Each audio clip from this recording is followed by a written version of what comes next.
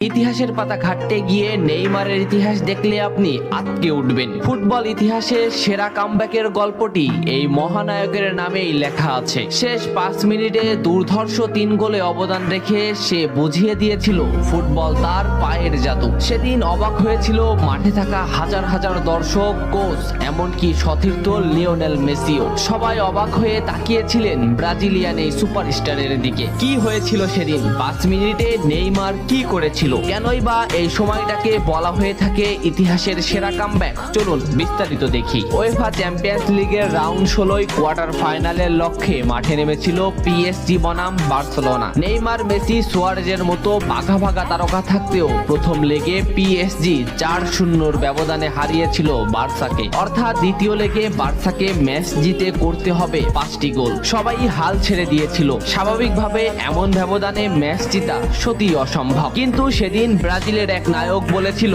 এটা সম্ভব, আমরা এটা করে দেখাবো। যেভাবেই হোক না কেন আমরা দলকে ম্যাচ জেতাতে চাই। 2017 সালের 8 মার্চ অনুষ্ঠিত হয় এই ম্যাচের দ্বিতীয় লেগ। ম্যাচের শুরু থেকেই ক্ষিপ্ততা আর দক্ষতা দেখাতে শুরু করেন নেইমার। এই ম্যাচে যেন আবির্ভাব হয় কোনো এক নতুন নেইমারের। এই নেইমারকে তো কেউ চেনে না। ম্যাচের 3 মিনিটেই লুইস সুয়ারেজ পেয়ে যায় প্রথম গোলের দেখা। এরপর নেইমারের ক্ষিপ্ততায় একের পর এক আক্রমণ সাজাতে থাকে বার্সা। এদিন যেন নেইমারকে কোনোভাবেই আটকাতে পারছিল না পিএসজি। নেইমারকে আটকাতে একের পর এক ফাউলই বেছে নিয়েছিল তারা। ম্যাচের 40 মিনিটে লেভিনের আত্মঘাতিক গোলে বার্সা পায় দ্বিতীয় গোলের দেখা। ম্যাচের 50 মিনিটে ক্ষিপ্ত থাকা নেইমারকে ডি বক্সের ভিতর ফাউল করে ফেলে দেওয়া হয়। এতে বার্সা পেয়ে যায় পেনাল্টিতে গোল করে দলকে এগিয়ে নেন লিওনেল মেসি। তবে যেমনটা ভাবছিলেন এই ম্যাচের গল্প ফুটবল বিধাতা তেমন ভাবে লেখেননি। 62 মিনিটে বার্সার কফিনে শেষ প্যারাটা পুড়ে দেন এডিনসন কাভানি। এতেই স্তব্ধ হয়ে যায় ক্যাম্প নু।